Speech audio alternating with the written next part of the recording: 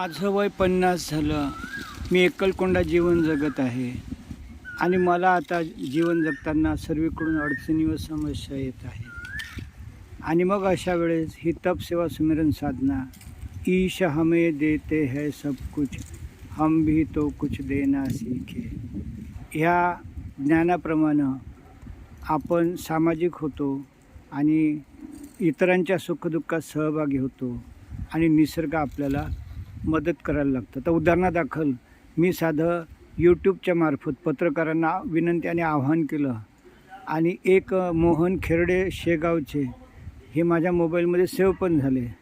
आणि इथं जेव्हा ते आले तर त्याने व्हेरिकोज व्हेनवर 15 मिनटाचं भाषण दिलं. माझ्या एका नातेवाईकाला व्हेरिकोज व्हेनचा एक हे आहे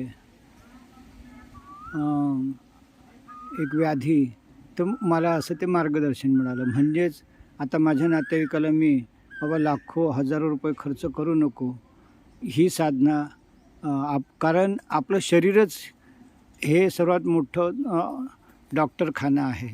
तर आपलं जीवन आपण सुधारूया, अशा रीतीनं वयाच्या 50शीकडे हे आपल्याला मदत करतं.